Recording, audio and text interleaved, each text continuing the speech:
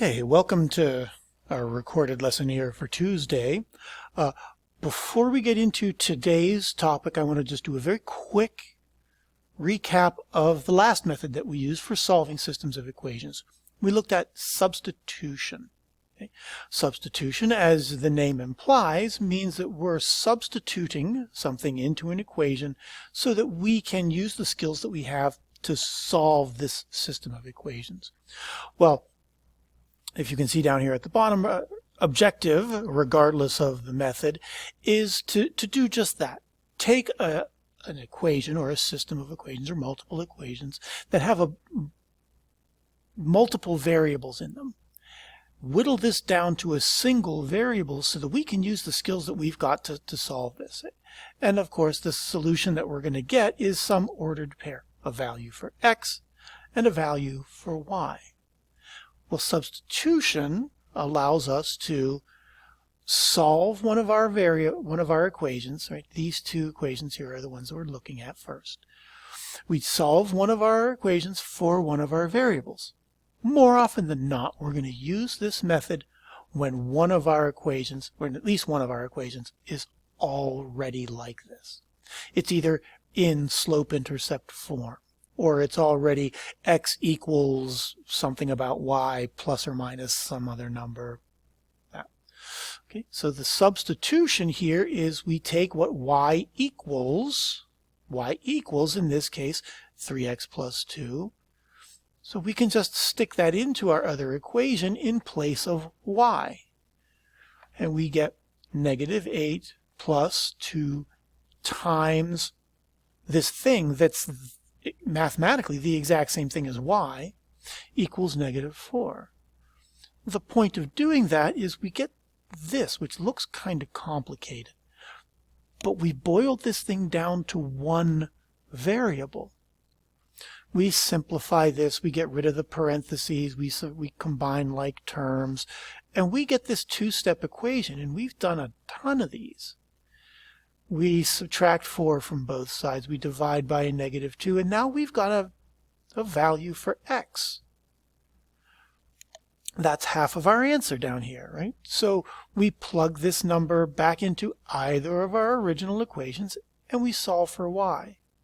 So instead of y equals 3 times x plus 2, it's y equals 3 times 4 plus 2. Well, 3 times 4 is 12. 12 plus 2 is 14. So y is 14. Our solution is x is 4, y is 14. So that's substitution. And like we've already said, this method works best when, well, one of our equations is already solved for one of our variables. Or if they're both in slope-intercept form, well, I would rather graph it or stick it in the calculator, but okay, then you can pick and choose which equation you want to take and substitute into the other. Now, what we're going to look at now is another method, another technique, and this one is called elimination. Now, in some circumstances, this one I think is a lot simpler than other techniques here. Okay? So I'm just going to back this all the way out.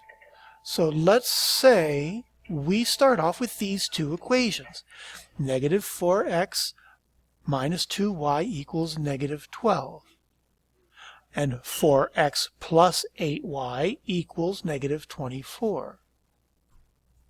Perfectly ordinary, normal system of linear equations. If we wanted to use substitution on this, well, we'd have to solve one of these equations for one of these variables, and we might end up with some fractions, or who knows what we're going to end up with. If we wanted to graph these, we'd have to solve them both for y and put them in slope-intercept form and graph them or stick them in the calculator. That's a pain. This elimination method relies on these properties of equality for an equation. I can add or subtract or multiply both sides of these equations by whatever I want, as long as it's the same thing, right? And that's how we would solve one of these equations. Right? Just what you do to one side of the equation, you want to do to the other. Well, what I'm going to do here is I'm going to rely on that property, and I'm going to say, oops, let me back that up. Let me go do this. If 4x plus 8y is equal to negative 24, well, I can take this top equation here, and to the left side of it, I can add 4x plus 8y. To the right side of the equation, all right, and that's this top equation, I can add a negative 24. Mathematically, this quantity and this quantity are exactly the same thing.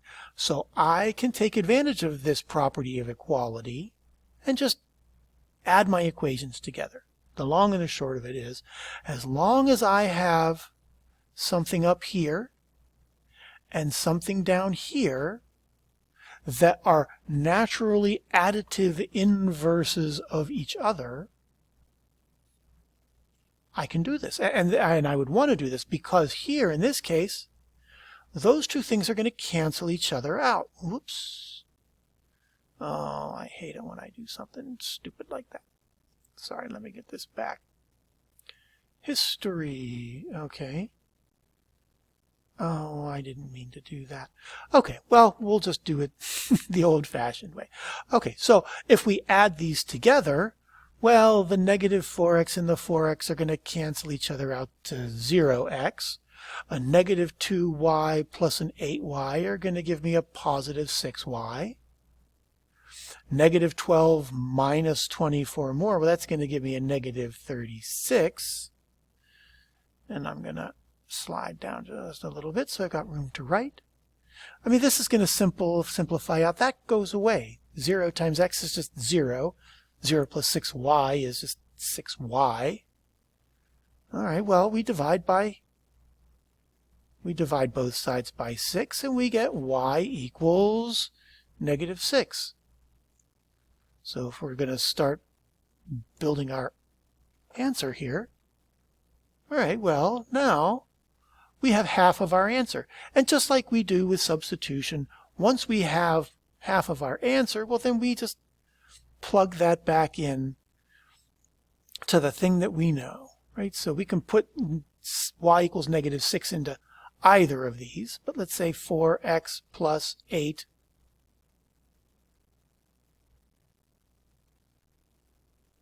times negative 6, because that's what y equals. Y equals negative 6. And now we just go back into simplifying this.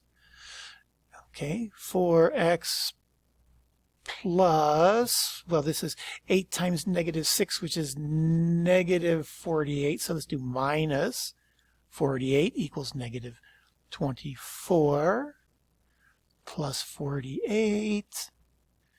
And again, these tend to have a lot of writing, so we need some scratch paper, but the skills are things that we've already done a bunch of times. 4x equals negative 24 plus 48 is going to be a positive 24. Divide by 4, we get x equals positive 6. So we get our answer that way.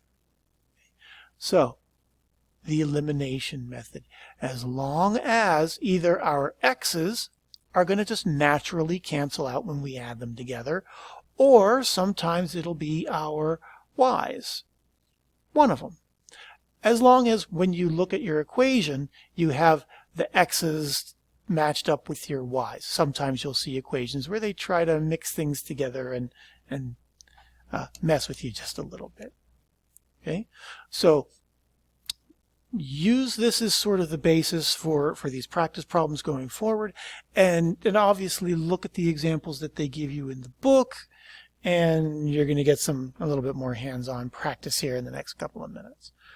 Okay, so if you have questions, just stick your paw in the air and ask. Otherwise, we'll move on with this in our own due time.